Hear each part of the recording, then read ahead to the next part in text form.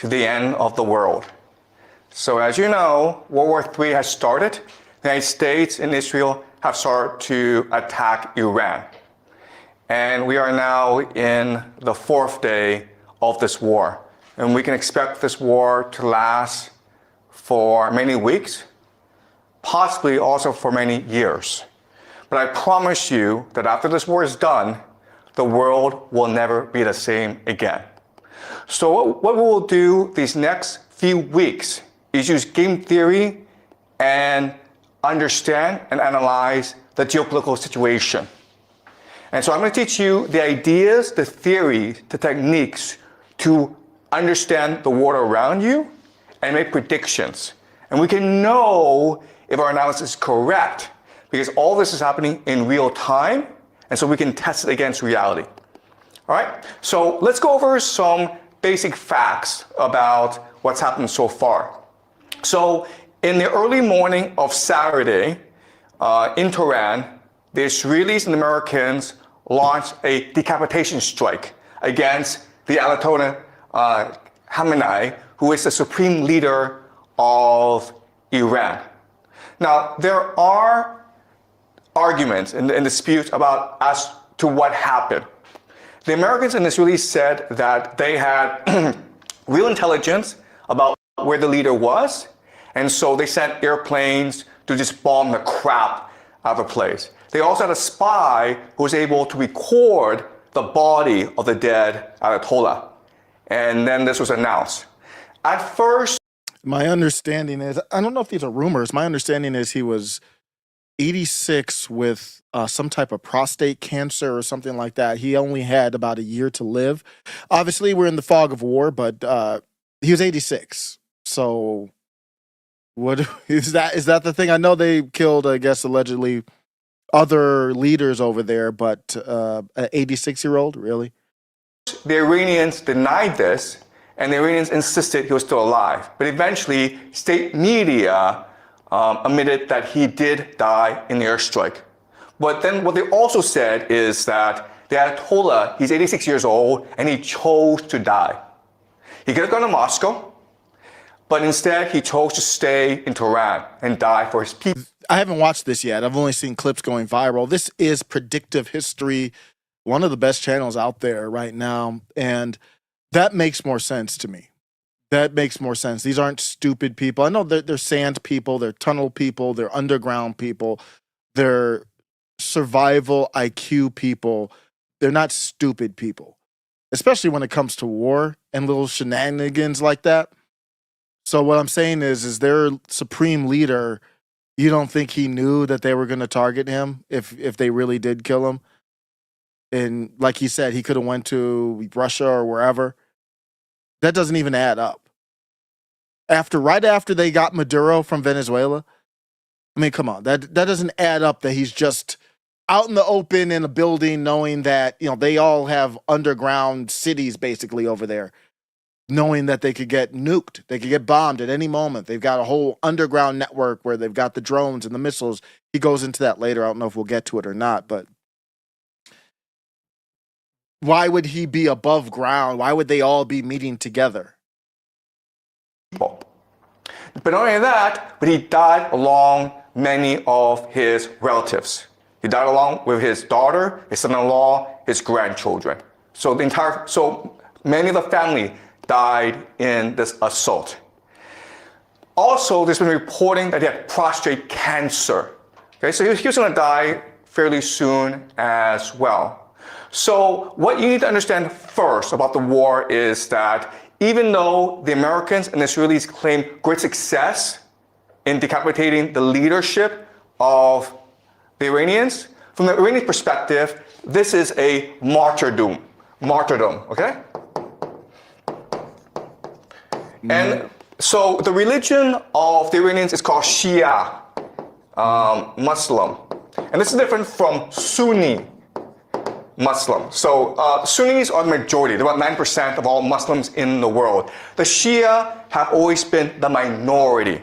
And as such, they've always been persecuted. So in the Shia faith, the core value, the force that binds everyone together and gives them purpose and meaning in life, that galvanizes them into action, is the idea of martyrdom, which forces jihad. You sacrifice yourself for your religion, sacrifice yourself for the common good. So think of the death of Khamenei as a sacrifice, a self-sacrifice, in order to motivate the Iranians in this war, okay? So that's the first thing you need to understand. That for the Iranians, this is not a geopolitical war. This is not an economic war. This is not a war of resistance. This is a jihad, okay? It's a war against the great Satan to avenge their leader. They will fight to the death, all right? That's number one. Number two is this. Also that morning, when the Ayatollah was killed, the Israelis struck a school in the south of Tehran, killing about 150 school children. These are girls in primary school. Wait, and again, this is old, but to my knowledge, it's confirmed. Yesterday, even CNN confirmed it was America, is what, or the New York Times might have been the original source. There's a lot of debate and argument as to what happened. The Israelis said that, first of all, the school was next to a military base. We were targeting a military base. And second of all, it wasn't us which struck the school. It was a air defense missile that went off course. Okay? And the Iranians insisted no. The Israelis purposefully attacked the school to kill the school children. And then you're like, why would the Israelis do that? But then these few years. Let me take a look real quick at this here. Weeks since this war with Iran has been underway, the deadliest incident of civilian casualties was a strike that happened on an elementary school in southern Iran that killed scores of children. Tonight, a CNN analysis of that attack reveals evidence suggesting that the United States military was likely responsible for it. What you're about to see is disturbing. I want to warn you. The United States says it's still under investigation, but this was the scene at the school just after the strikes 1 week ago, nearly. CNN has not independently confirmed the death toll, but Iranian health officials and state media believe that at least 168 children and 14 teachers were killed. Our analysis, which is based on satellite imagery, geolocated videos, and the assessment of munitions experts, suggests that this school was hit around the same time that an attack that American forces had launched on a neighboring Iranian naval base. This new satellite image shows several Revolutionary Guard buildings near the all-girls school. You can see how close they are. In red, you can see the craters at the center of the structures, including the school, and what experts say look like precision strikes. A wall, marked by that dotted line there, is all that separates the school and this base. When asked about the strike this week multiple times during... When you look at that map, I mean, these missiles are pretty accurate with all the GPS tracking AI. I mean, who knows? Allegedly. I'm not even alleging. I'm just saying possibly Anthropic's Claude or any one of them could have, all these AIs could have been involved in this. And, you know, when you have AI, there's like AI slop. And I'm using a lot of AI now. It's getting so good. The slop is like 10% when you're using the right tools and the right level of it, not the free versions. I'm only getting about 10% where it's like wrong and it's barely wrong. But that's what could happen here. You track buildings with whatever AI, the AI scans it. Who has to, you're basically turning war into AI controlled. I don't know what happened. It could have been the same thing that happened to, I can't believe we're still talking about, I'm still bringing up the Kilmar Garcia, Abrego Garcia, but that's what happened with him, in my opinion. I took the allegedly off of it. They're not giving any details, so I'll take the allegedly off of it, he got scraped up in some type of AI database that didn't realize he shouldn't have been deported. And what happens when you're targeting buildings? I don't know. Oops. The AI, and you know how you use AI and you say, AI, wait a second, that was a school building. And the AI would double check and say, yep, you're right. It was a school building. My bad. Oopsie. When asked about the strike this week multiple times during multiple different press briefings, this is what Trump administration officials have told reporters. Did the United States... This is a fair analysis, and there's the first thing I thought of, too, when I pulled up CNN. we're seeing all kinds of propaganda from America within America. It's just insane. But CNN now is not the same CNN as it was in the past, though. I mean, Trump has much more influence over CNN now than he ever has. It's not he doesn't have full influence over it with Larry Ellison and such, but I think this is legit. And you know how you know it's legit is that the US pulling the same thing the Israelis do is say we're looking into it, we're investigating it. That means we know what it is. If they knew it wasn't them, they wouldn't even be investigating it. It would be done. So I actually tend to believe, I don't know death toll or anything, but I think something there happened. Something happened that the U.S. government does not want to admit. What that is, I'm not entirely sure. It's airstrike at girls' elementary school and kill 175 people? Not that we know of, Sean, and the Department of War is investigating this matter, and I would... Not that we know of. That's legal speak. Not that we know of.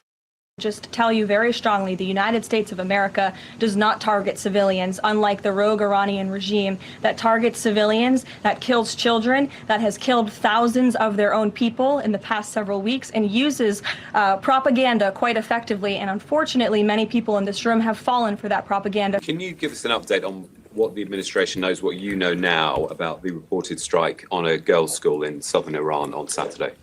All I can say is that we're investigating that. The answer is we didn't do it. If he knew at this point they didn't do it, they wouldn't be we're investigating. They'd be like, we didn't do it. Israel didn't do it. We of course never target civilian targets, but we're taking a look and investigating that. We've gotten to a place where we don't care. Nobody cares. And I've actually had discussions with my wife on this, and we talk about this kind of stuff, just dinner table, kitchen table talk. And she says, well, she asked me because she knows I'm following this stuff, and she's actually starting to respect my opinion on it a little bit, believe it or not, because I'm spending a lot of time on it. And we're looking at the polls, and we're looking at people saying, well, the American public overall doesn't support this. Well, that's not true at all. It's the same thing as I talk about with universal health care. The left would say, with universal health care, 70% of the public prefers to have like a Medicare for all type 1 program that's government funded.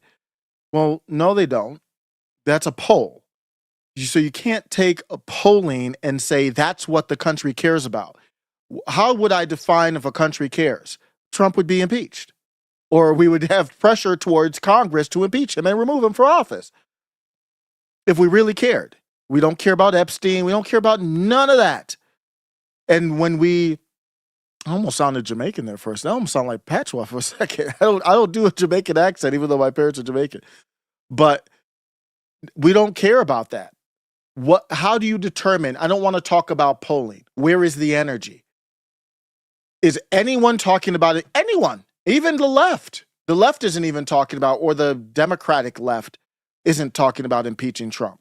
Not in any serious manner. Now, it will come up if the midterms swap, but that's just more politics. Now would be the legit to say, wait a second, this is pretty serious. There is no push from the Senate or anything like that. Why? Because the people don't care. Number one, with Republicans, basically, they've got 90, 80% of them just on lock. Donald Trump has been the greatest neocon of all time. He started with he kind of galvanized the energy of the anti-war, basically working class, white male, but it wasn't just white male, but the core white male disaffected voter that voted for Obama in 2008 and even maybe again in 2012 and went through all the bailouts and everything and said, F this. He was the face, the mascot of that energy against the GOP, against Jeb Bush, against the Iraq War, against Marco Rubio. And now we see this gradual turn to where Marco Rubio, Secretary of State, not only that, he's getting memed as if he's something to be cheered about. Greatest neocon of all time, he has subdued the public. He has made the public softer. We don't care. The American public does not care if we launched weapons with directly, not even through Israel anymore, directly through our tax dollars, bombed and killed potentially 170 or so little girls. Americans do not care at all. That's how depraved our society has become. I mean, we should be doing, and he didn't even get approval for war. They legally can't call it war. They can call it the Department of War, but they legally can't call, or they want to illegally avoid calling this war. It's whatever, special military operations or whatever the hell bullshit they want to call it. Just like when Russia invaded Ukraine, it's a special military operation. It's war. What are we doing? America doesn't even care enough to force them to follow the Constitution. Very serious stuff. That was the core issue where I had my disagreement with the Groypers and Nick on, and not counter signal the leader, Nick, of the Groyper movement. But I will respectfully, that's where my stance, that's the problem I had. It is war, and it should be done with approval. Because if you don't do it for Venezuela, then you don't have to do it here. Because he could have done the same thing here, bombed the 86-year-old with prostate cancer and then fled. And if they didn't keep bombing, it's not war. America doesn't care. So we have to look in the mirror and we have to face that. We have to face that we have an apathetic, ignorant populace that probably cares more about trans and women's bathrooms than this. If you're just joining, we're doing a react to Predictive History. This dude's just outlaying it, but we went on a side mission. You know, you could call the channel the side mission. The side mission here was his react was 4 days ago. We found out gradually over the last couple of days that it looks like it was us. Let's use we. We bombed a school and potentially unlived about 168 or so little girls. Now, the internet blackout in Iran has made it very difficult for our teams to examine weapons fragments that are left at the scene for further evidence of responsibility. Reuters reports, though, that U.S. military investigators also believe it is likely U.S. forces were behind that strike. Yeah, I think that's real. I don't think there's what's the motivation for lying there? And then what's the motivation for Trump's administration not to strongly rebuke it? So you have to kind of put the pieces together. Credibility of that report of it being the U.S., very high. The only thing, if it weren't the U.S., believe it or not, I'm not saying this, but if it weren't the U.S., it would be Israel and the U.S. covering for Israel is the only other thing that would make sense to me. Well, we've seen what they've done in Gaza, in Palestine to the Palestinians. And it's pretty consistent what the Israelis have been doing. All right? So this action against the Israelis, it's meant to show to themselves and the world that we are now all in. Okay? We've made the sacrifice. We are now committed to this war, to winning this war at all costs. And this action has also provoked the Iranian people to resist with their full might. Okay? Whoa. He's got another theory. I love how casual he is with his theories. Whoa. We're 5 minutes in. This is crazy. His theory is this shit was like a gang hit. His theory is like you say, I want to be a part of the gang. Go prove to me that you want to be a part of the gang. Go find that innocent civilian and do something bad to them. That's what he just said, if I'm not mistaken. Bring it back. The Israelis. It's meant to show to themselves and the world that we are. Well, let's bring it back.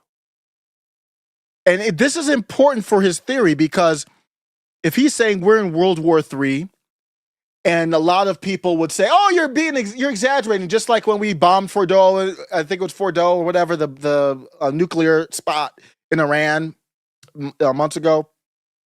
Everyone was like, "Oh, you're doomed. Your dooms or you're nihilistic, and it's not going to be World War III." Then you fast forward, and everyone, including myself, said they're just pausing because they're out of ammunition, It's kind of like they're boxing and then they're both tired, so they want to take a break and then they're going to fight again. And now we're fighting and now it's spiraling out of control. And then we say, well, I said it was World War III, and doesn't it look like World War III? You have to say stuff like this as potential evidence to say this is possible. So you can say I'm being crazy or I'm just a guy in the basement and rattling off stuff, but it is possible that this is a conscious hit on innocent civilians from the US, escalating things as a message to say we're all in. We're in the game. This is for real right now. Maybe that's what the hit on Ayatollah Khomeini was. And then you're like, why would the Israelis do that? But then these few years, well, we've seen what they've done in Gaza, in Palestine, to the Palestinians. And it's pretty consistent what the Israelis have been doing. All right? So this action against the Israelis, it's meant to show to themselves and the world that we are now all in. Okay? We've made the sacrifice. We are now So he's coming from the angle that Israel did it. But I'm going to take it to, well, if we know the U.S. did it, maybe that's a legitimate take as well. Those takes are more legitimate than saying we didn't do it at this point. committed to this war, to winning this war at all costs. And this action has also provoked the Iranian people to resist with their full might, okay? So I want you to keep this in mind. And again, we don't have complete evidence that it's the Israelis who did this, but given past actions from the Israelis, this is fairly consistent with what they've done. Okay? So we can assume that this is something the Israelis did. Why they did this, what the purpose is something we will discuss as we move on. Okay? It's very complicated. Next, I want to show you this. This is Dubai. Before we move on, in the chat, I'm seeing that we are having a discussion of MAGA and not MAGA. I agree with Arctic Adjuster. Arctic Adjuster says, stop defending your pedo draft dodgy messiah. You people have shit for brains. And it's time we have to have that discussion. I'm not going to go too much on a tangent now, but I am wearing the major MAGA sweater. Well, number one, I paid money for this to make this. So it is still a good sweater, so I'm going to wear it, number one. I'm not giving it to Goodwill where you see some bum on the street wearing the major MAGA sweater. Number two, it's like a retro jersey now. It's kind of like a throwback Knicks uniform. It's fun now. It's like a throwback. You see the throwback, the old school Green Bay uniforms, and you're like, oh yeah, that's old throwback.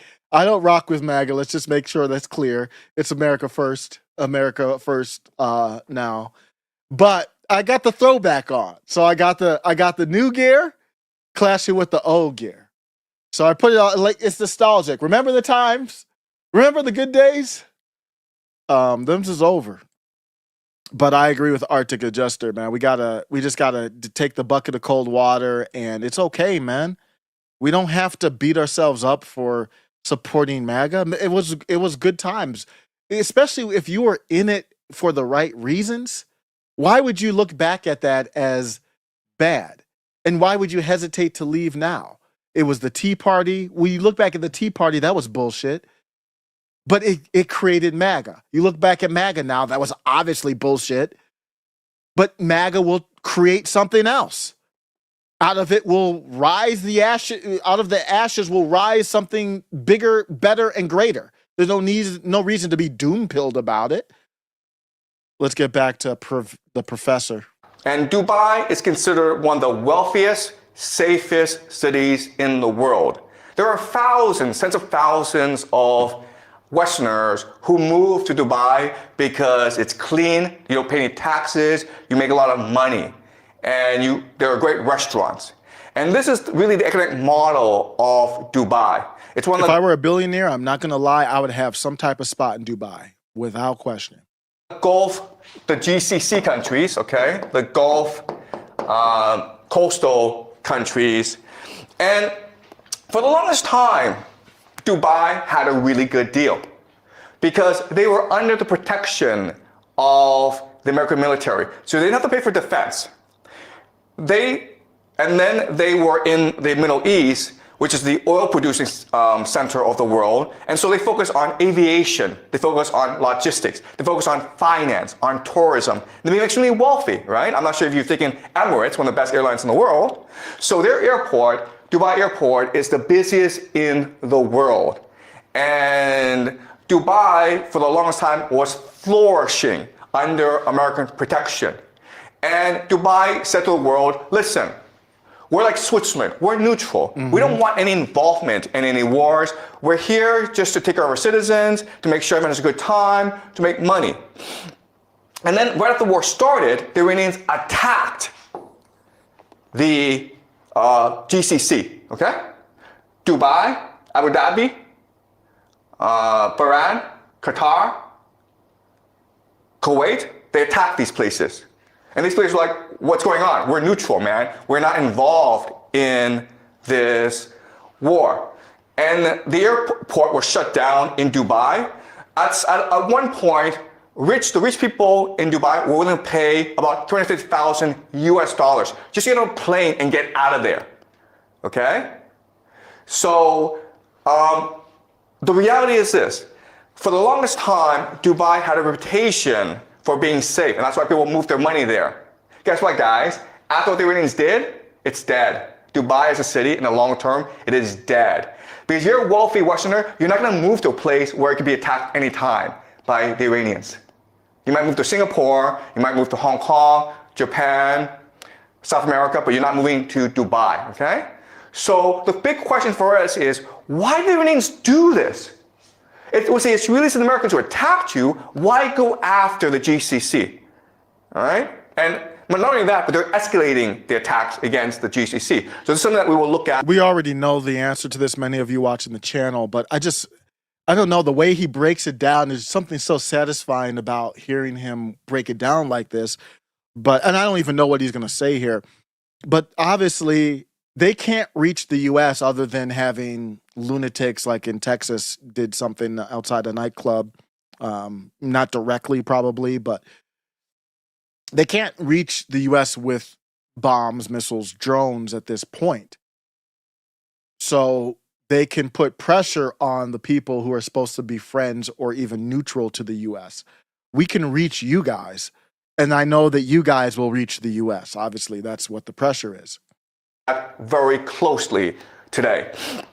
Well, the short answer is because these places, even though they and let me correct that, they can affect the U.S. from a cyber attack standpoint, which we're escalating right now. That's obviously something that could be coming. pretend And he talks about that. to be neutral, they house the American military. They allow the Israelis and the Americans to use their airspace to attack Iran from. All right? So this is Bahrain. Now, Bahrain is interesting, okay? Because I want you guys to remember this. But Bahrain will probably be one of the major centers of this conflict. Because, first of all, this is the American Fifth Fleet. All right? This is their naval base in the Middle East. And as you can see, the Iranians are attacking it with missiles. And it's being blown up. Bahrain is interesting because it has about 50% or even more, okay, Shia, which is the religion of the Iranians. But the people in charge are the Sunnis. And so what makes this strike really important from our perspective is, first of all, not only are the Iranians attacking US military assets, not only are they destroying the economies of the GCC, but they're also trying to ignite a religious war, right? Because you're Shia, you're loyal to the Ayatollah. And if he's dead, then you must, as a religious obligation, now commit jihad against your enemies. And it's no different in other religions where, listen, if you want to kill the Pope, the Catholics would be really angry at you and they would want to kill you, right? So now you have the Shia who will probably eventually arise, creating a revolution in Bahrain, okay? So I think Bahrain will be the first to fall. Dubai will probably go bankrupt, okay? But in the long term, we can expect the entire GCC area. Well, what we've seen now is just a threat, a touch. They haven't gone that far, Iran. But that's what the message is. If you keep going, we're going to do this to them. Including Saudi Arabia, to eventually collapse, okay? And so this is something we'll use game theory to understand. All right, let's continue. So we will know how this war develops just based on geography, okay? So this is a map. And this map, even if you don't really know the war, even if you don't know the participants, even if you don't know the weaponry, this map will tell you exactly how this war will progress. All right, so some certain things to keep in mind about this map. This is what we call this area, okay, really small, it's 33 kilometers wide, okay? People can swim across it. It's really, really narrow, okay? This small area, guys, it's called the Strait of Hormuz. So before we move on to the Strait of Hormuz, which is utmost seriousness with how important it is, just an update on Dubai. The most recent attack related to Dubai actually happened today. Reuters reported that the Emirates briefly suspended flights. Dubai authorities described a minor incident caused by falling debris after an interception. So it looks like it wasn't a direct attack. Flights later resumed. But it does matter, but it's not safe. It's not like, for whatever reason, you thought Dubai is where the rich people go, nobody's going to mess with them. You could get messed up with the interception at this point of drones and missiles. And what's going to be the end of this? It's not going to be easy for America to go in on the ground and change the government over in Iran, or even through the spies or whatever else. They need to bring the show homeland back. But it's not going to be easy. So how long is this going to go? Even though Iran doesn't have the full technology, they have better manufacturing. The drones, missiles are cheaper. The interceptors are way more expensive. It takes longer to build them. We're going to run out of interceptors. What happens when we run out of interceptors? It's much harder to intercept a missile than it is to just shoot a missile. The technology, the percentage of impact. So Dubai's not safe. So it sounds like Dubai was at least indirectly affected by the strike wave, even if officials did not describe it as a clean, direct hit on the city. So the previous major strike that he was talking about was the overnight wave from February 28th into March 1st. Reuters and AP reported damage in Dubai around the Palm, Burj Al Arab, and the airport area, with injuries from shrapnel and debris after interceptions. Who's intercepting those? If you mean before, so it's just talking about before the war. I was asking, like, when was the last time Dubai was attacked? The last major precedent was January 2022. I didn't remember that. Houthis did? The Houthis attack on the UAE and described those attacks as centered on Abu Dhabi and US used base, while Dubai mainly felt the security shock and tourism jitters. So that wasn't a direct attack on Dubai. I don't know if Dubai's ever been attacked directly in recent history. I asked to do a research to see if Dubai has gotten mad, or the UAE has gotten mad at America. There is documented frustration with Washington. Reuters reported on January 26 that the UAE said its airspace, territory, and territorial waters could not be used for hostile military actions. They tried to basically remind America, don't use us for anything, we're neutral. AP then reported that officials from 2 Gulf countries said they were not given advance notice of the February 28 U.S.-Israeli strike. I did not know that. So they didn't even know. And Washington ignored their warnings about regional fallout because they knew we're right by Iran. Iran's going to go to us. They can't touch you. They're going to touch Israel, but it's more expensive for them to touch Israel to get through the Iron Dome, but they are getting through. But they described Gulf frustration and even anger that U.S. defenses seem more focused on Israel and U.S. troops than protecting Gulf states. So there does seem to be some tension between the UAE, Dubai, which is basically just Dubai, and the U.S. and Israel. That's the whole purpose of striking them.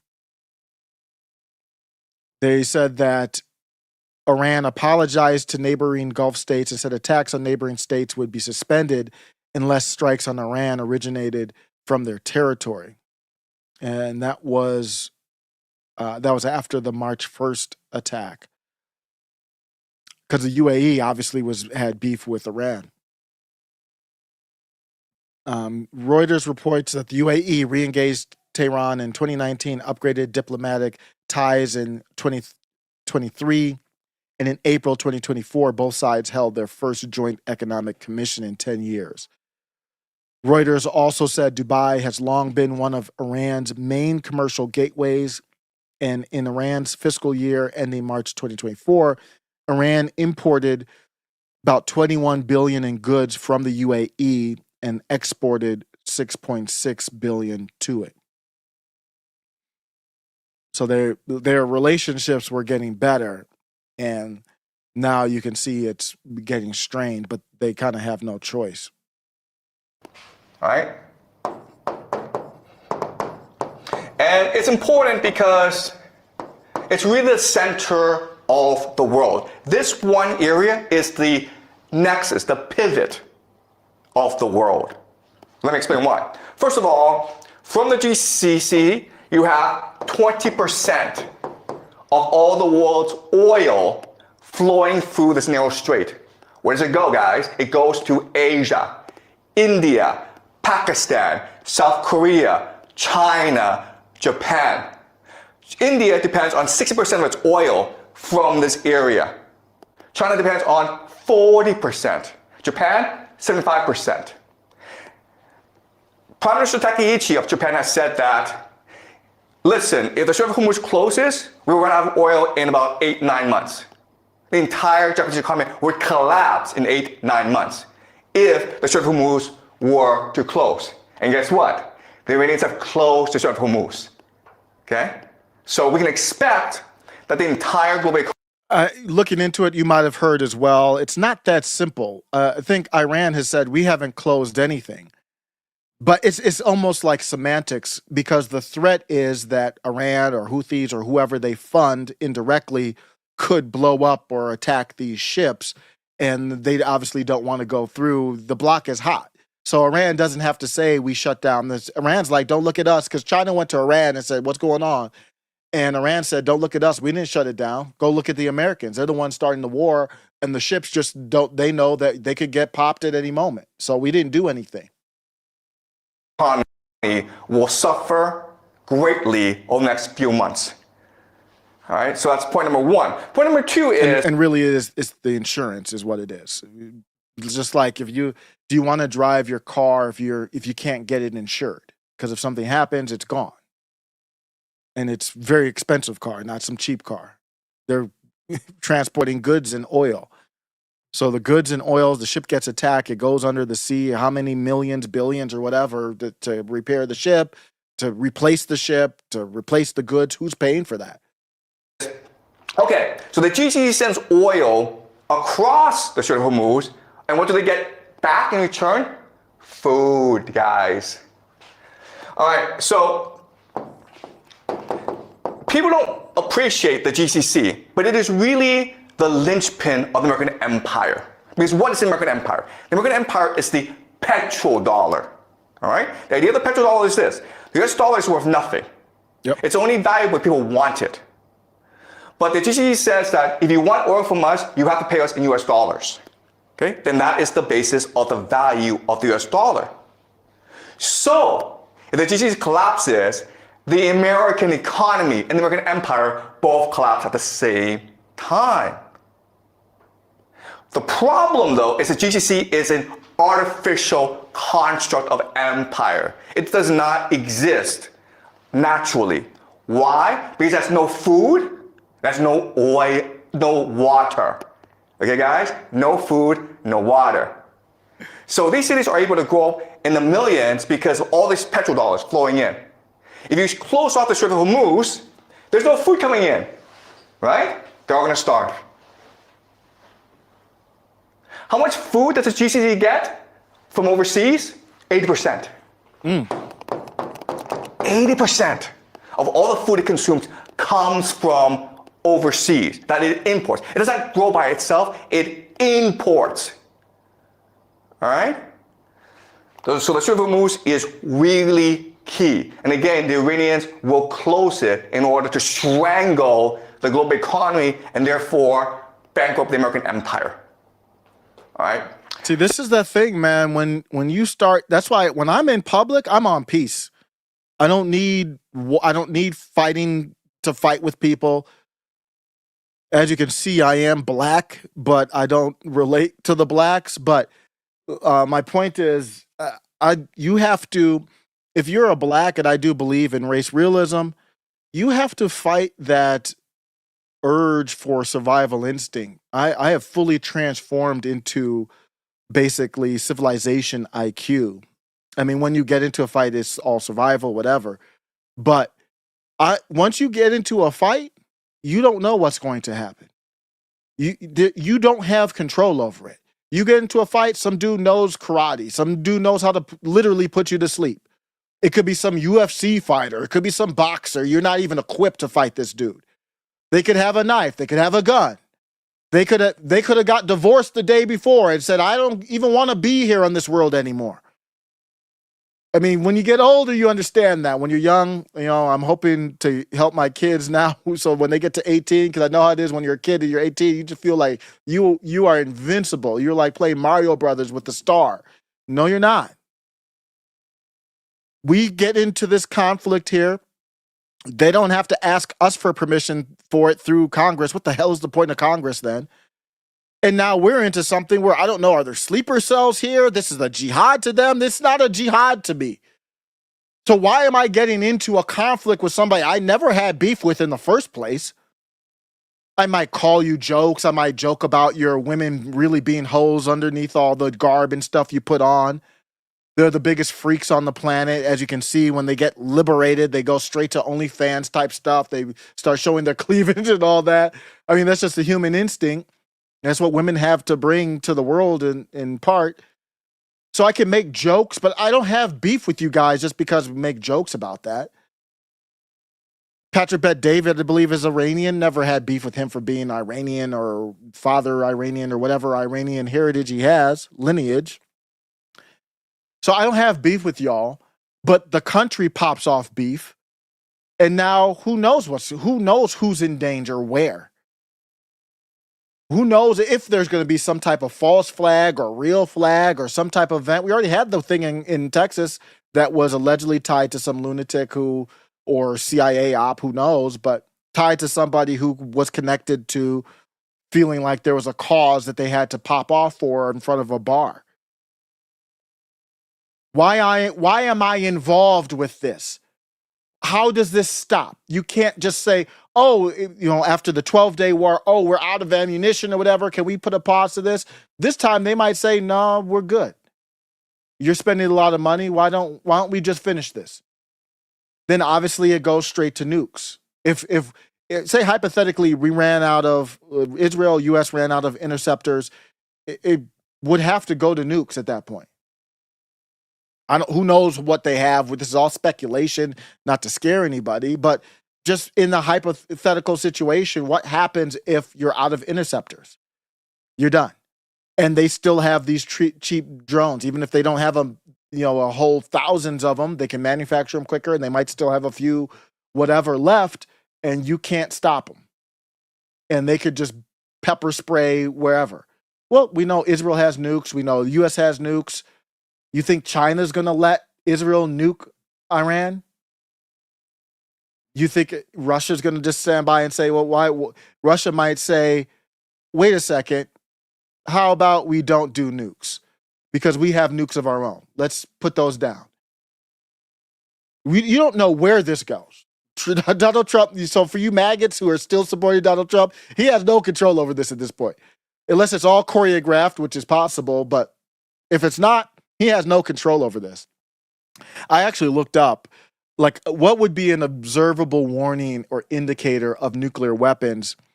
And it says a nuclear detonation has clear physical signatures at the moment it occurs, and those are detected quickly by multiple technical systems.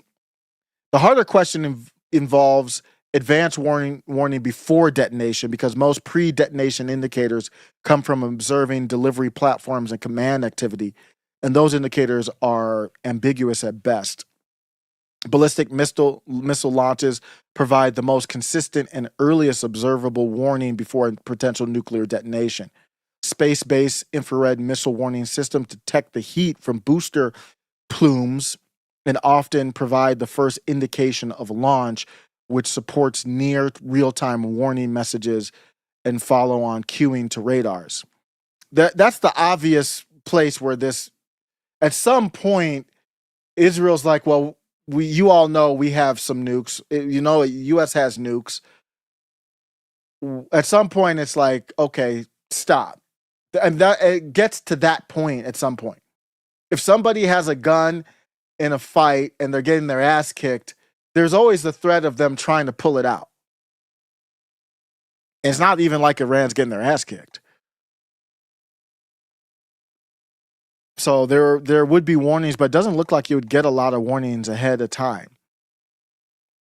It seems like it'd be focused on space-based infrared, so China would probably have that and feed it to Iran.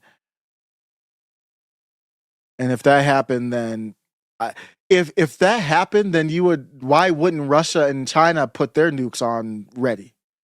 Even if they didn't want to threaten the U.S., they don't know where the nuke's going. How's Donald Trump going? How's that great second term of Donald Trump so far? The other thing you will notice is these mountains. These mountains is what we call Iran. All right, this is Iran. This is GCC. Okay, wait, what is this? So Voodoo Illusion says not really World War III and no big players really involved, just another Middle Eastern war. What do you mean no big players involved? He's talking about how China gets 40% of their oil through the Strait. Russia is involved in helping Iran. Iran helps Russia in the Russia-Ukraine war. This is the same type of proxy shit that we were dealing with Russia and Ukraine. And I thought your boy, I don't know if it's you, Voodoo, but I'm talking to people who still support Trump. I thought your boy was going to stop the Russia-Ukraine war. Not only that, he's escalating it to bring Iran and Russia together against the U.S. Russia's providing intel. China's providing intel allegedly to help Iran. Why wouldn't they? I don't know how far they're going to go, but what do you mean no big players are involved? Is it World War III right now? Okay, you can say it's not right now. But my point is you don't know what it's going to become tomorrow. It's not a fair matchup, right? Because these are mountains. And what can you do in mountains? Well, you can hide rocket bases. You can hide drone bases. You can hide missiles. And that's the entire Iranian offensive strategy, all right? From here, they can hide missiles and drones from which to attack the GCC. And what are they attacking? They're attacking three things, right? They're attacking American military bases.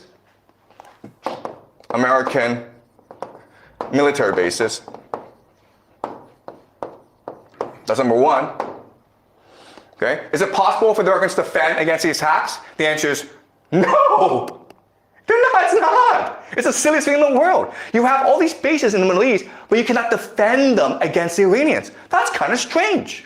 It's not. It's by design to me, because Congress, they're going to already go to Congress and say we need more money. They already increased the budget under Trump. I believe they went to, is it 1.5 now? I'll look that up. I believe it went to 1.5 trillion now if you go all in. And they're just going to go, it'd be like me. I love Apple devices. So it'd be like me getting tired of an old MacBook from 2013 or something like that. And I put it in the middle of the road and a car drives over it. And I'm like, oh, well, I got to buy a new one. They're going to use our taxpayer dollars, devalue our money to just rebuild. Okay, but that's number one. Number two is oil and energy. How hard is it to blow up an oil field with a drone? Not hard at all. Can you defend these oil fields? No, you cannot.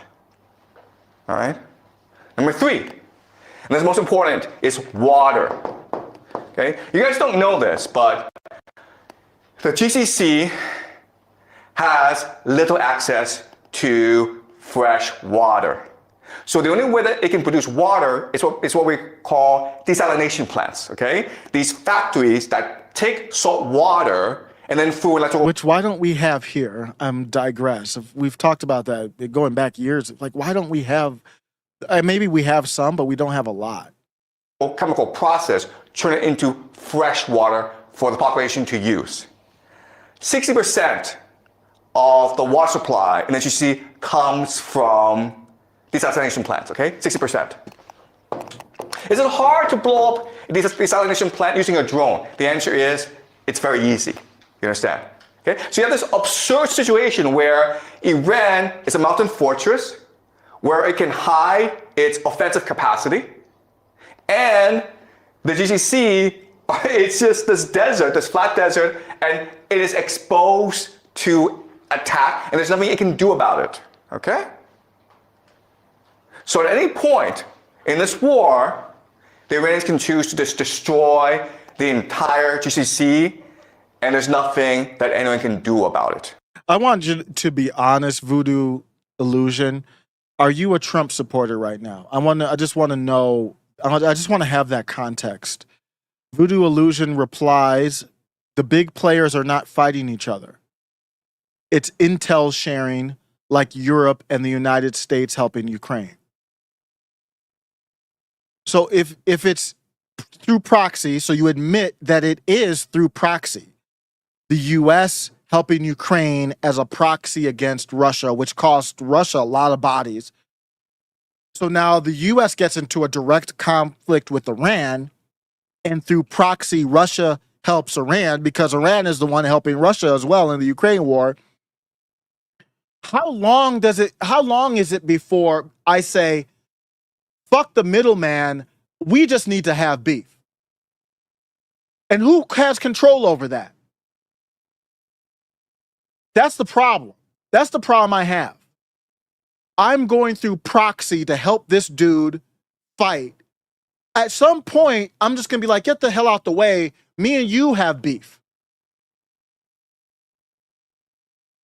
You can't have one without, you can't say, well, it's okay, we're in a proxy war. It's okay, it's just a proxy war.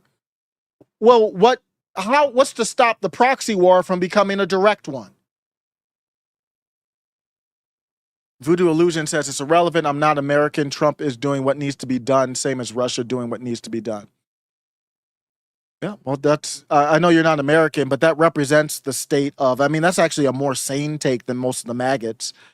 So that's why we are where we are. So I tell my wife very often, we are where we deserve to be. Okay. And all of that without getting permission from the American people. But Iran also has a weakness, okay? And this is fundamental. So Iran also has a water problem, okay? So for the longest time, they suffered a drought issue. Okay, just climate change. And so what the plan of the Israelis and Americans is destroy the water supply of the Iranians.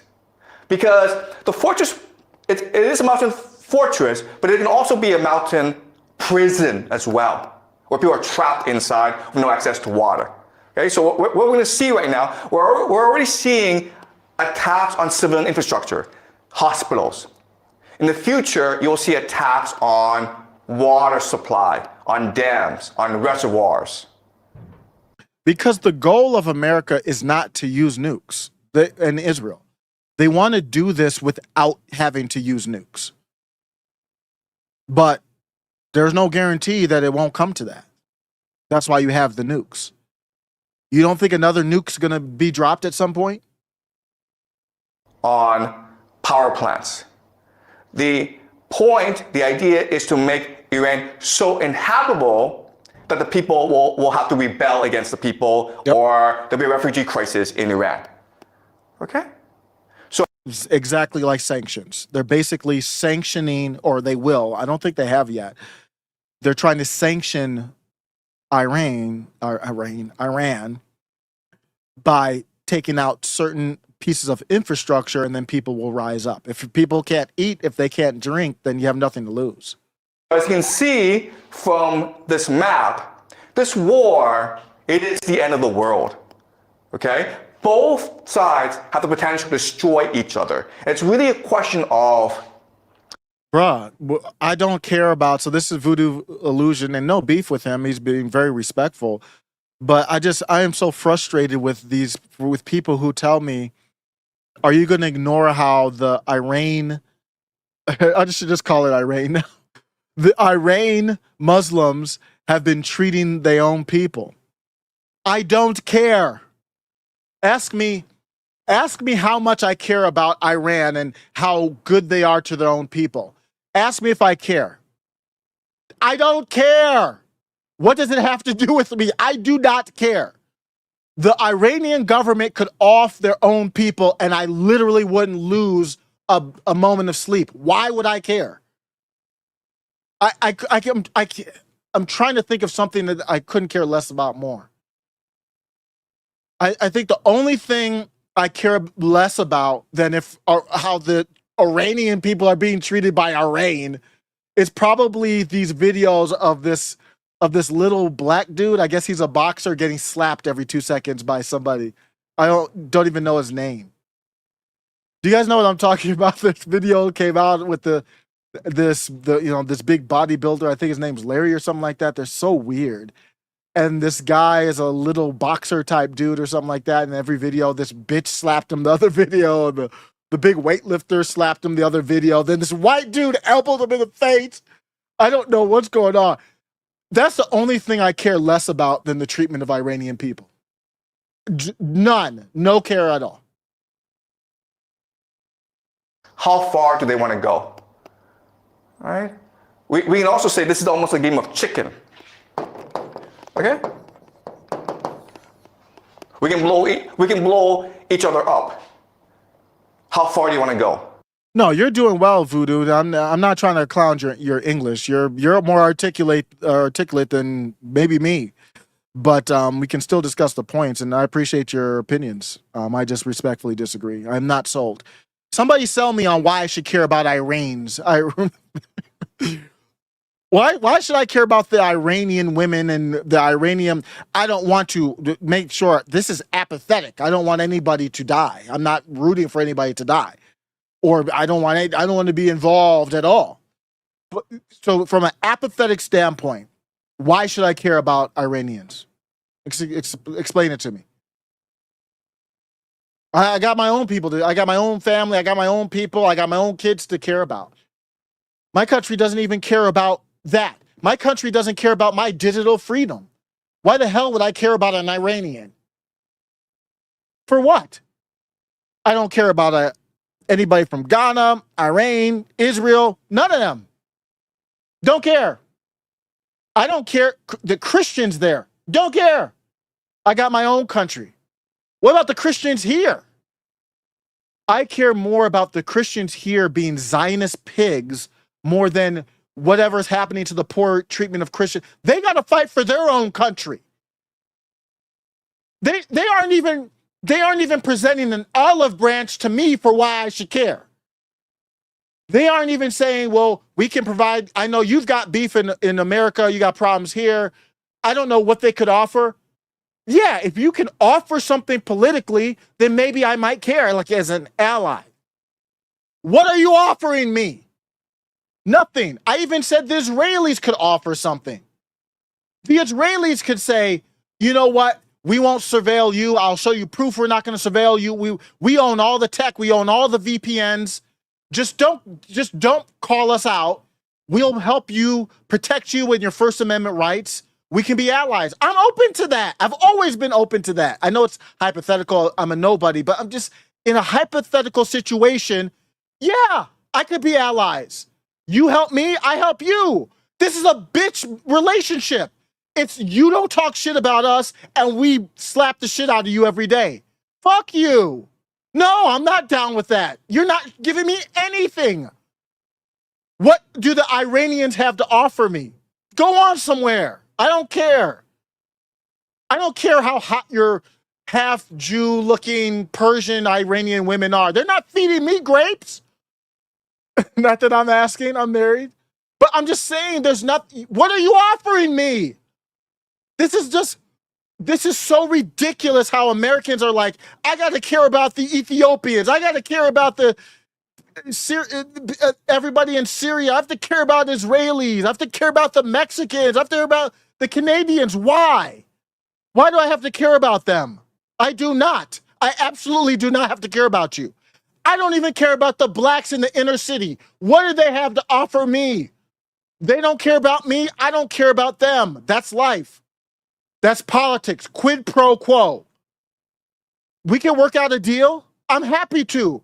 That's why Nick Fuentes and Jimmy Dore having whatever beef.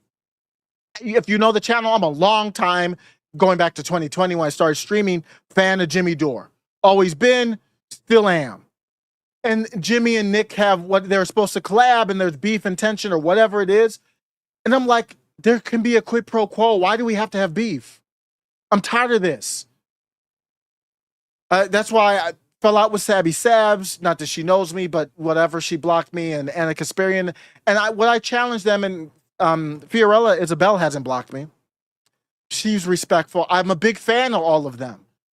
But they always put up this brick wall to make an excuse as to why we have to have beef. Just because we disagree on blacks and race and all that, why do we have to have beef? They're legit takes here.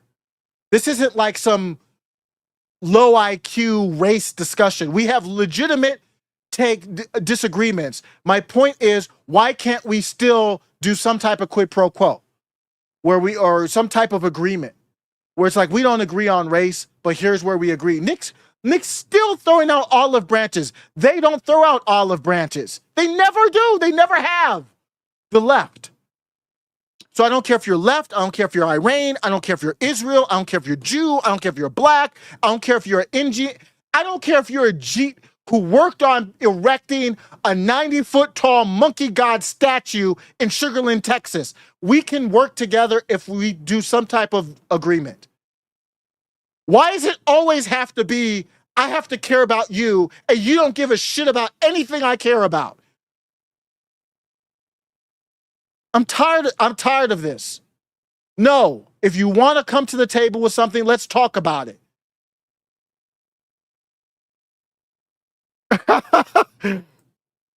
Heisenberg was like, nigga, all this time I thought you were a white. I'm white. I'm socially white. It's race realism, genetically black, perfectly fine, not ashamed of my heritage, through Jamaica, through Africa, obviously. But when you talk, race is a social construct to them, Heisenberg. Heisenberg's like, unfollowed. I thought you were a white. You know what? In the future, actually, all this stuff against transgenderism and all that, to be honest with you, once the AI tech is good enough to be not as AI slop as it is now, you see, I have a video where it's a white, she actually looks Israeli, to be honest with you, but it's a white woman or Middle Eastern or something. I did a short on YouTube using an avatar. These avatars are all going to be basically women. A lot of these there's people following these avatars that are basically women. Why? It's just more appealing. Men like women. It's that simple. So I did a video with, this is 100% AI. And so Heinsberg or whatever your name is, I mean, you might have a point. You might actually have a point. These files in a lot more detail than most. What is your assessment of that? It's not a simple question. It doesn't have a simple answer. So I think the public hears all of this information. And it's like, okay, I kind of think we get it. What is confusing is that, did he work for Mossad? That part is confusing, because if you think of Mossad as or any spy service as a spy service, like, what is it in service of? These spy services are in service. So this is in regards to Epstein, but you're going to see the AI model come in a second. I'll just fast forward it.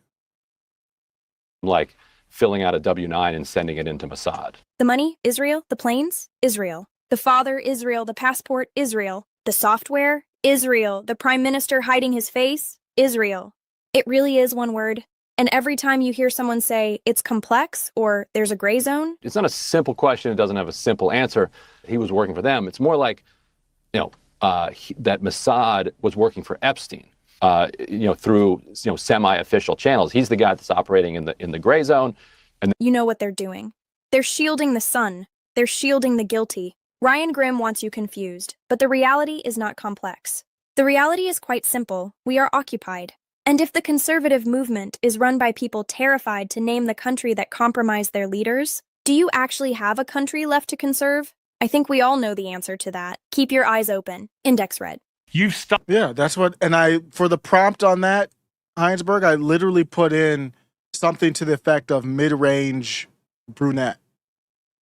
I forgot the exact prompt to create. That's a completely AI woman. And yeah, it's slopped a lot because of the audio, which is purposely held back by them. They have audio that you can't tell which is human or not. They've had that for 2 years now. They're holding it back because you could do all kinds of crazy shit with that. But once it is out, you're not going to see me. Don't worry. You won't see me anymore. You're going to see a bunch of mid women, because that seems to be what goes viral now, is the mid-range. You know, the woman where you're like, oh, she's kind of attractive, but she's not. There's a little. That's, for whatever reason, that's the sweet spot. And you're going to see a lot more of that from me. You're going to see a lot of mid women with that just happen to agree with my takes in the future. So don't worry about me being a nig. You won't see my face. Why would I put my face up here and risk everything? The Jews are out here searching names. Have you heard that? The Jews are out here searching people's real names from Twitter, from X, in Israel, allegedly. And when your name comes up in that search where it says searched from Israel, shit tends to happen in your name. So they can still follow you, but why not go behind the avatar if you can't tell the difference? We're not there yet, but it's getting there. So don't worry about that.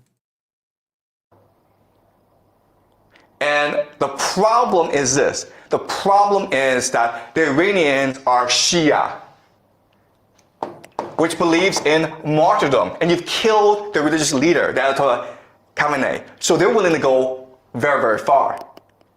The GCC countries are Muslim, but they're materialistic. They love money. And also, most of the population are expatriates, foreigners. 90% of Dubai are foreigners. Guess what's going to happen if they suffer? They're going to run away. Okay? So this is not a fair matchup. The big question that people have is, first of all, are the Americans going to use ground troops? Because the only way that you can defeat Iran is by using ground troops, okay? That's a big question we will look at over the next few weeks. Will America send its army, 500,000, 2 million soldiers to topple the government? Okay, that's question number one. Question number two, nuclear weapons. Uh-oh. If you're losing a war, would you choose to use nuclear weapons? Okay, that's another big question that we have, okay? Another big question that we have is who gets involved? Because this situation is so dire that Europe, okay, specifically Germany, France, and Britain are talking about entering this war. And guess what? If that happens, it is possible that Russia and China will also enter this war on the side of the Iranians. This is World War III, okay? Because of the importance of the... I argue maybe it didn't start, but it goes back at least to Russia, Ukraine. Critical moves. Because of the importance... All of this is a continuation of Russia, Ukraine. Of the Middle East. Everyone has to get involved at some point. So how do you feel about Trump? How do you feel about Trump? Came in talking about how he would stop the Middle East war, lied about stopping it, let Israel basically bulldoze the whole Gaza Strip, which is very small. Bulldoze, it was very hard for them to do that. It's a very small area. And they just bulldoze it. And then Trump, they still have to do like a little bit of cleanup. So Trump does this fake peace thing. They still do the bulldozing, more targeted killing of civilians and trying to wipe out the mines. It's still a dangerous area. He also said, we're going to stop the Russia-Ukraine. I'm tired of people dying. And that thing is just ramped up even worse. And then now we have this. So now we have more evidence that Trump, and I don't care if it's, Trump took a bullet to his head. So this all could be related to that. Who knows what somebody said to Trump and said, Trump, this is where you work for us now. Yeah, that's pretty serious for a president to have an assassination attempt. And we really don't know what the hell happened there. It wasn't Iran. I'm not believing the Iran stuff. It's more realistic that somebody got to Trump and said, it's your family next or this. We could have a president directly under duress. Who cares what the reason is? The fact is, he was a Trojan horse. He came in one way, flipped the script, and now is escalating things. So whatever the reason is, he's got to go. Because this whole thing was a lie. And now we're closer to destruction. Way worse than even Biden. But Biden brought us here too. And we're going to use game theory to really try to understand what's happening on the ground and where this could lead us. Okay? All right. You guys understand? All right. All right. Let's continue. Okay, so again. So we do have a Donald Trump rah-rah account here. Donald Trump, America's hero. And with the Donald Trump rah-rah accounts, you notice that they're less substantive than they used to be. It's kind of sad to watch. There are American bases all over the Middle East. And originally, these bases were established. Wait, you guys keep taking me off the... China doesn't... Laugh Skull, so maybe... Laugh Skull. And I was going to say maybe you shouldn't trust somebody with the name Laugh Skull, but it's just a name, so I'm not going to diss you off the name. But you said China doesn't have the capability to stand up to the USA? What the actual hell are you talking about? That's what's going on, y'all. To protect them from basically their own people, okay? These are monarchies that were imposed on these nations by the Anglo-American Empire, the British first, and then the Americans came to support these monarchies.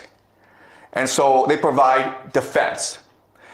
But then you're like, wait After he finishes this arc, I'm going to be out, so I appreciate the chat, everybody.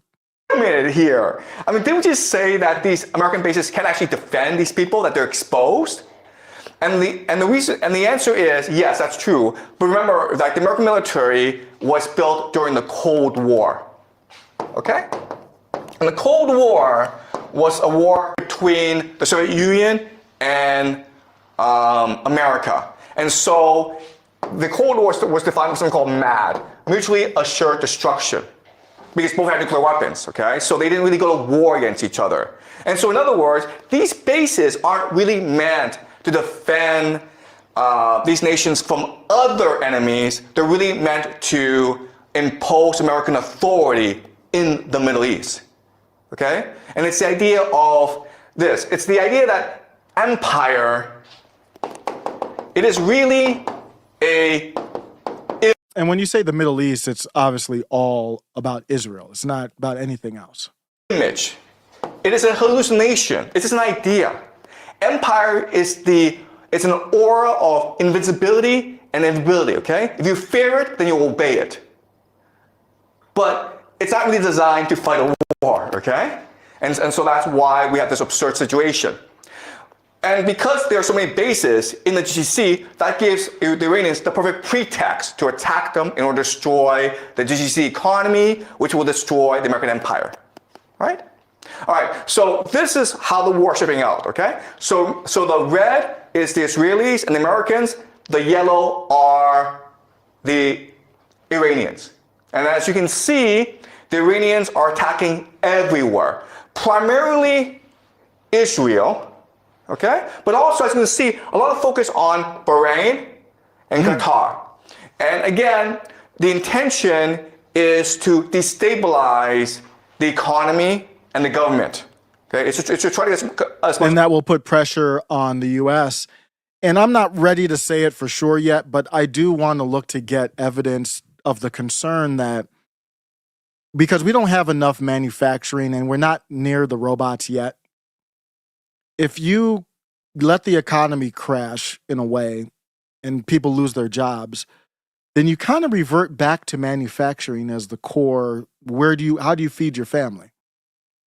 And we just saw that there was an announcement that these defense contractors in America are going to ramp up production. How are they going to ramp up production? Who's going to do that? How are they going to quadruple or whatever their production is? Let me look that. I'm going to continue this so I can look that up to have that discussion. Instability as possible. All right? Okay, and as you can see, the Americans and Israelis are focused on Tehran. And so the Americans and the Israelis use something we call shock and awe. And the very idea of shock and awe is you decapitate the enemy. You cut off the head, the body will fall down, okay? The problem, though, is, again, the Iranians see this as a religious war. And so the Iranians have announced total war.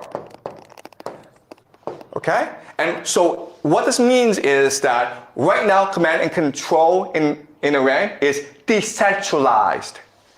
There's no one person telling everyone what to do. Every region has its own orders, has its own strategy. And so if you knock out Tehran, everyone else keeps on going. So if you take off the head, it doesn't change anything. Okay? But unfortunately, the Israelis and the Americans use this as a military doctrine. Just to confirm, what he's showing is where's the concentration of strikes. Israel and Tehran are the concentrated areas, but there's pepper spraying close to Iran there. Military doctrine just means how you design your military for what purpose. And so even though the Americans seem like an invincible army, they are not equipped to fight a 21st century war against drones, against desalination, against religious fanatics. Okay, they're just not. You have to separate, Laugh Skull, you have to separate China does not want to fight.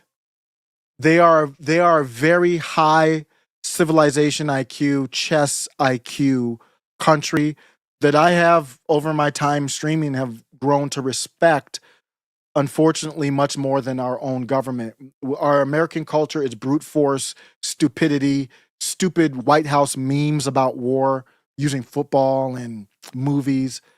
That's just straight ass hattery. That's dumbassery. China doesn't do dumb shit like that. They're too sophisticated, they're too smart. They don't get involved in war unless they have the advantage. You got to read The Art of War. You never, unless you know. So I talked about I don't want to get into conflict with random dudes on the street or women or anything because you don't know what they have. Part of The Art of War is knowing what they have. Do they know karate? How strong are they? What is your probability of winning? Do they have weapons? What's the terrain? Do I have backup? All that math, which is now being done by algorithms. China does that math. And they're not going to get involved unless the probability is high enough and they don't have an alternative. So China's not getting involved in Venezuela. Why? They don't need to stretch themselves out to do that. They spend their money on infrastructure. That's where they that's where they devalue their currency is in infrastructure. Have you seen what they build? And the shit we have here? That's where they put the money. Their military is strong. They just don't waste. They keep it up. But you see what we're doing here, our bases, we're spending billions basically per day. They're not even putting the right numbers in the count. I was looking at the count of the spending of the war. They're not counting the damage on the bases. They're not even telling you what's all in the total of the count. They don't waste money like that. It's stupid. Unless they have to.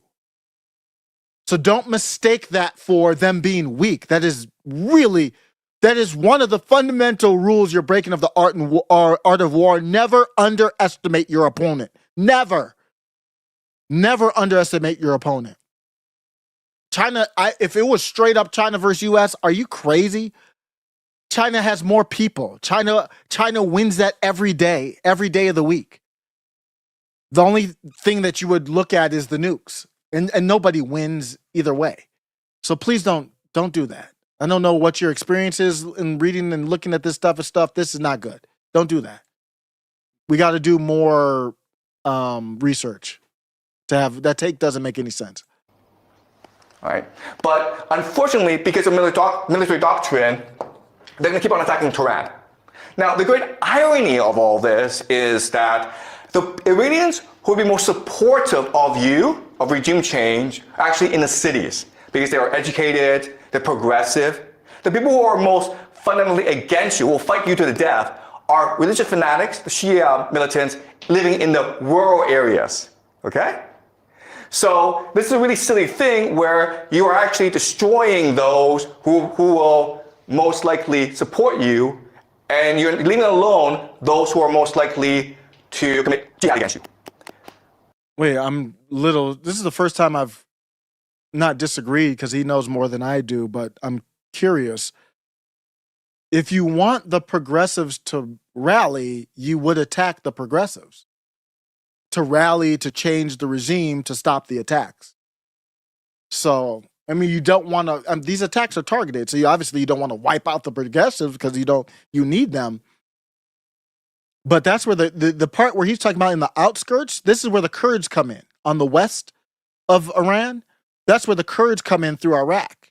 That's why Iraq was so big in the Iraq war. They needed to have that as a friendly territory. And the Kurds don't even mess with the U.S. like that because we left them stranded in Syria. So not as many of the Kurds even mess with the U.S. like that. But that's where the Kurds would come in from the west. So you don't need to really do as much there. You want to do here to put pressure. I don't know. That's one place where I might ask him questions. All right. Any questions so far, guys? Yeah, it's funny. Pretty clear. Yeah, I do have a question. So another idea that I want you guys to understand is the idea of asymmetry. Asymmetry. All right. So what is asymmetry? That's where the manufacturing is coming on. Speaking of drones, here we go. He's going right into it. You might have watched this already, Laugh. I've seen this clip, but Laugh, Skull, great comment, says drones are a definite weakness of ours. It's a horrific weakness. And he's about to break it down right here. So I'll hang on a little bit longer. Man, this video is enjoyable. 26 minutes. I know I'm talking over it, but so enjoyable. Asymmetry means that the two sides are choosing to fight different wars using different techniques because one is much stronger than the other, okay? America is a great empire. It has unlimited resources. It has the USD. It controls the world, right? Iran is a country that has been under economic sanctions for the past 45 years. It's poor. Its technology is very limited, okay? But as we learn in this class, actually, those nations that are poor actually have more energy. They're more open, and they're more cohesive. All right, so let me give you an example. This is what we call the Shahad drones. Shahad drones.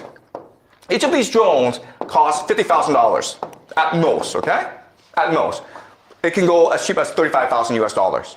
But one of them is $50,000. As you can see, you can fit a lot of these drones to a truck that can go anywhere in Iran. And it can hide anywhere. All right? And Iranians don't design stuff like this. They obviously steal it. They can manufacture, but they're not the Germans. And that's where you could argue the design for these little drones came from, was from Germany. So the thing to understand is, first of all, these drones are cheap. They're easy to make. They make about 500 a day. Okay? And estimates are about there's 80,000 right now that the Iranians have. This is where it comes down to the manufacturing power. So you want to outsource all manufacturing in America? We do some bombs here. Obviously, I don't want to be a part of that. But if you just want to talk about strategy, you have to manufacture these things yourselves. You can't determine on that. You can't depend on anybody else. And you have to manufacture them faster at scale, economies of scale, faster and cheaper than your enemy. Otherwise, you have a problem. So they can go on for a long, long time.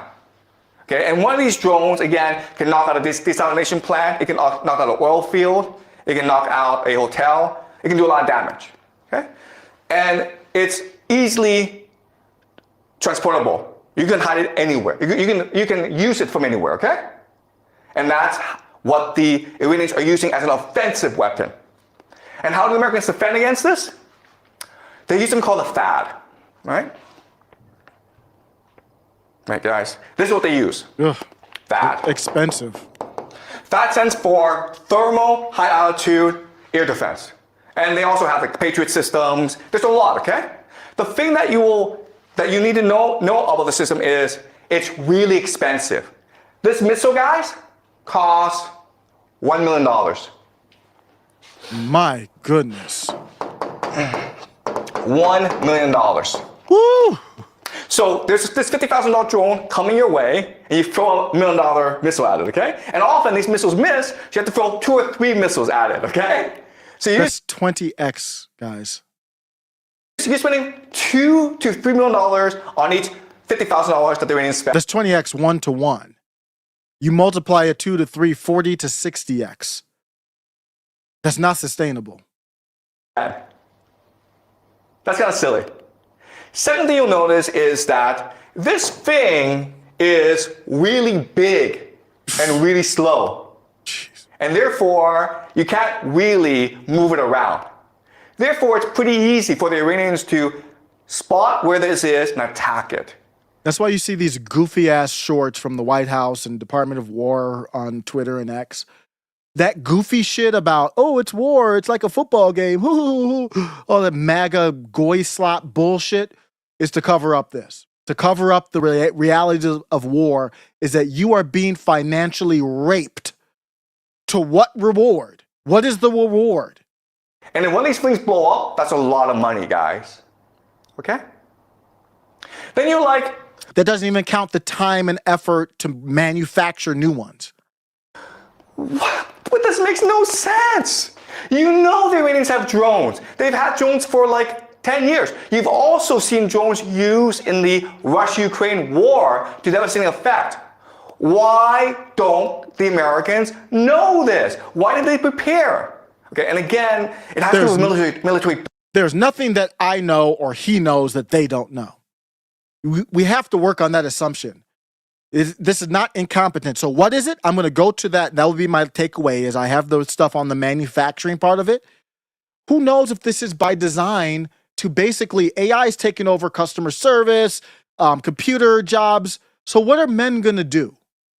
Think about that. What are men going to do? And what do they need men to do right now? Because the robots aren't there yet. You can't do a factory of robots to make these things yet. So it's still going to have to be manpower. Who's going to do it? You and I are going to do it. Your kids are going to do it. Spoiler alert.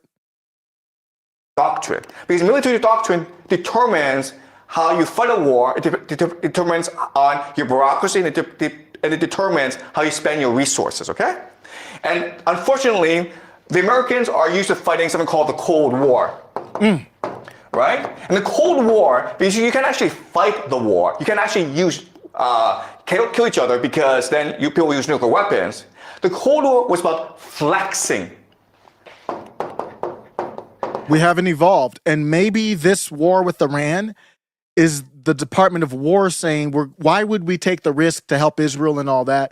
Well, it will use up a lot of this stuff, force us to manufacture more. The public will have to get behind that. And we will transition out of the Cold War into this AI war where we've got to manufacture. You use AI, Grok, and Anthropic, and Palantir OS, and all the different AI companies. And then you go on.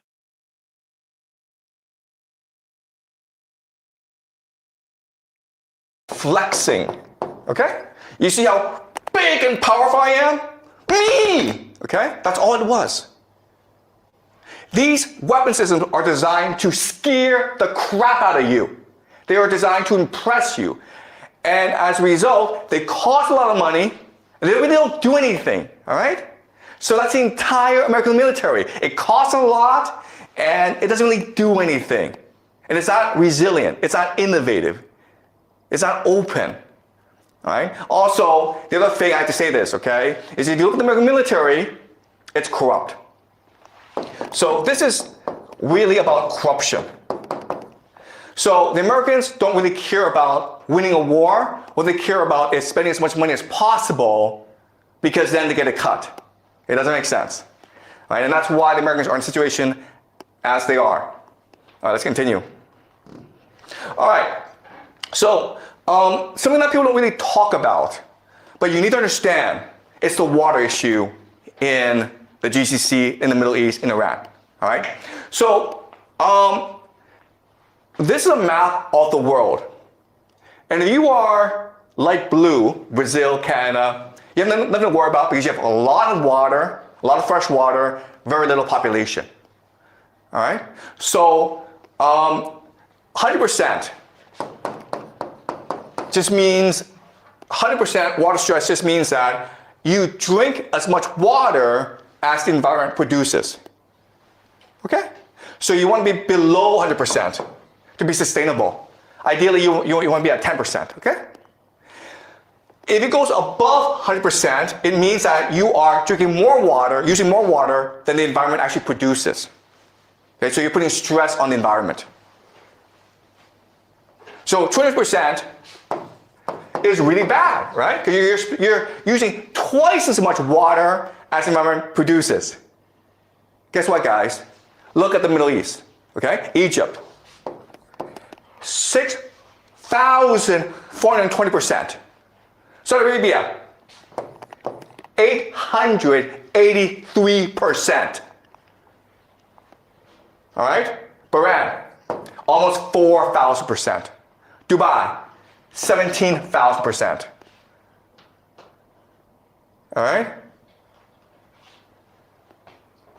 So water is a huge issue. Again, it doesn't matter if Iran kills American soldiers, destroys American military. It doesn't have to do that. All it has to do is destroy the desalination plants. And then the GCC is destroyed, okay? But it's also true that Iran has water issues. 72% is pretty bad.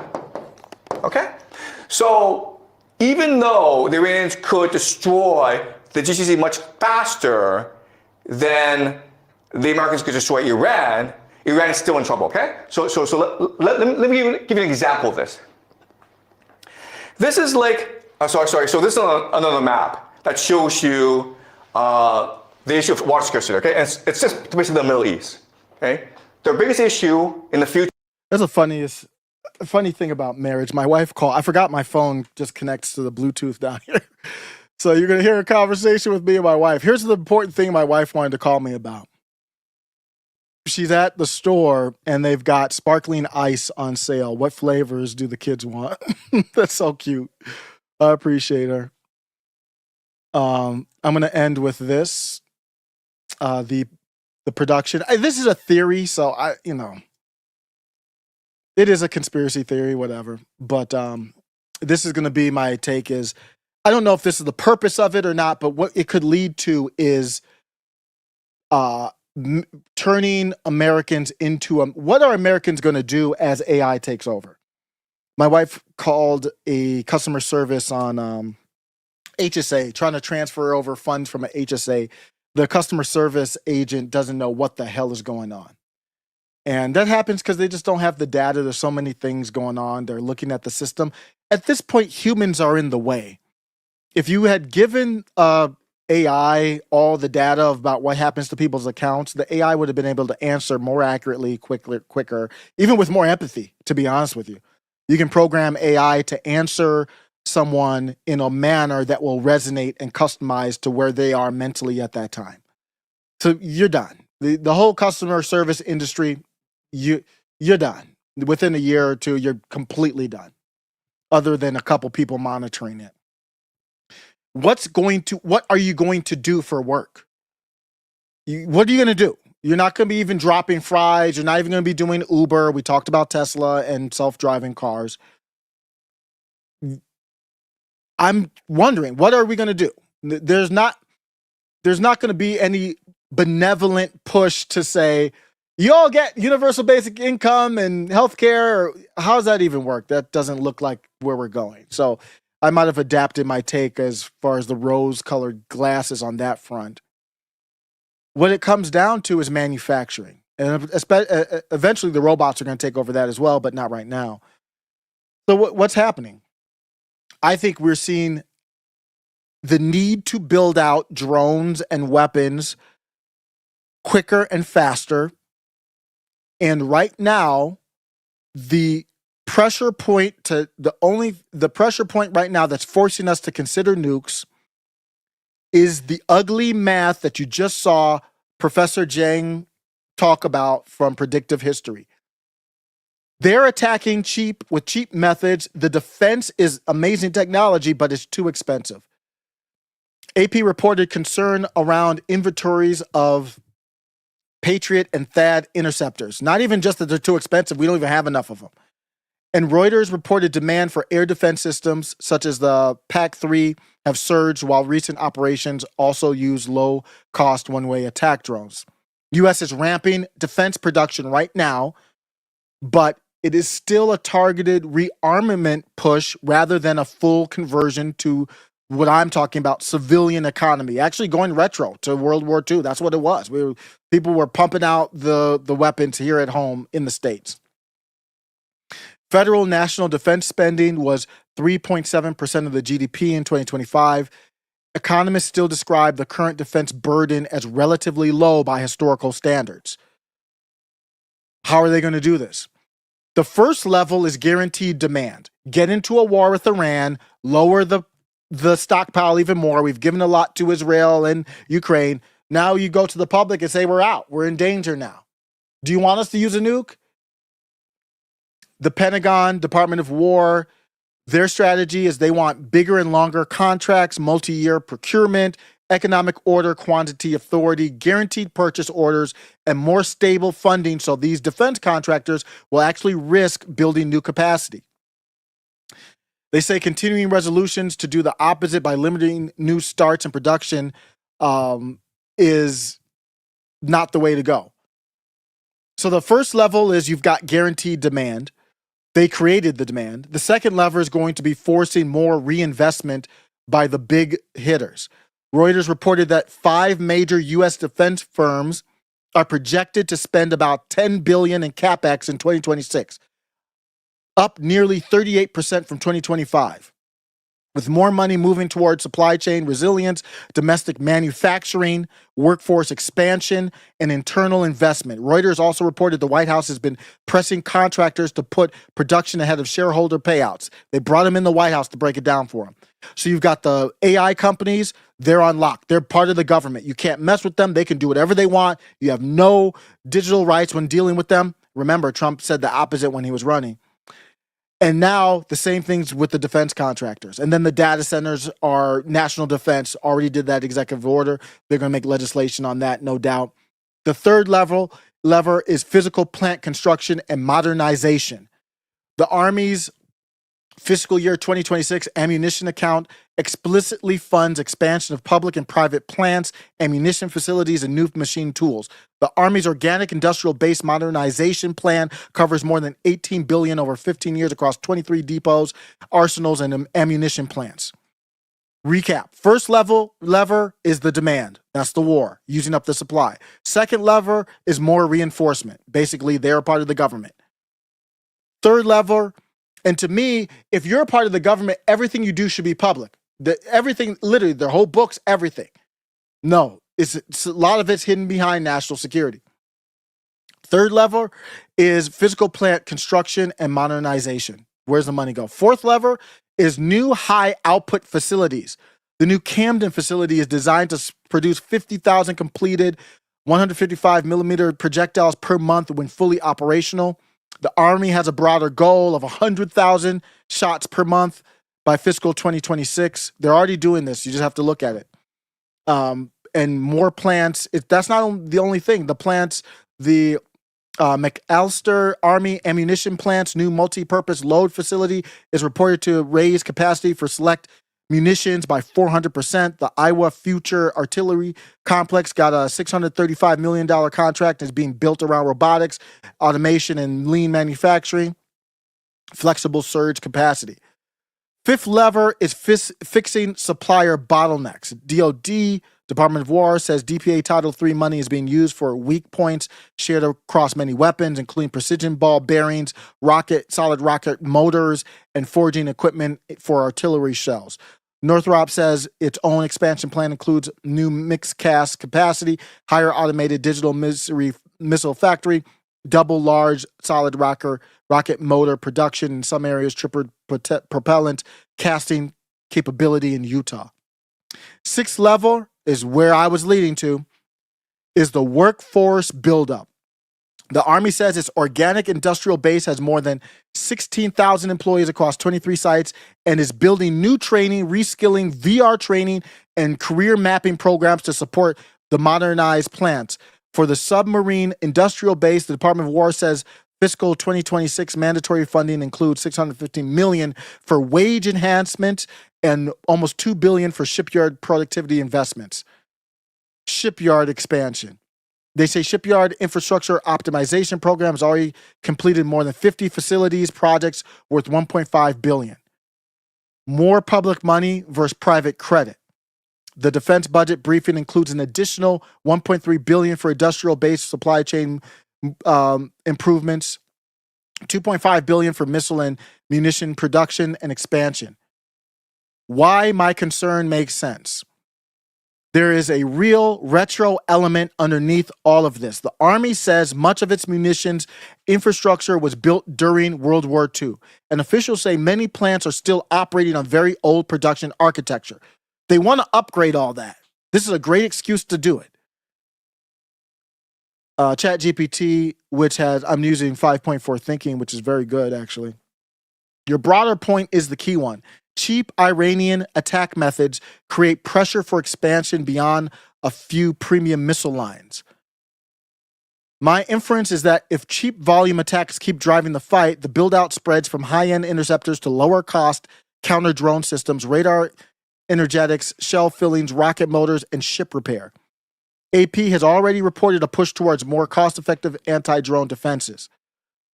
What would tell you this is becoming a broader war economy? A sustained rise in defense spending as a share of GDP well above the current 3.7, repeated supplemental funding bills that keep backfilling stockpiles, paying for faster production. Reuters reported this week that the Pentagon may seek around $50 billion, which is a drop in the bucket, for supplemental funding tied to Middle East operations. They're going to gradually do it not to scare people. Broader federal control over materials, supplier finance, and factory scheduling across civilian industry. The current strategy already talks about stable demand signals, meaning we're going to be at war for a while. Why do you think Trump says, well, this could be, they're leaking, he hasn't said it outright, but this could be a long war, 100-day war. Why? Get ready. So it justifies, if it's going to be a week long, it doesn't really justify all this buildup, does it? 15 days, he did the exact same thing with COVID. 15 days of slow spread, and that shit became months, years.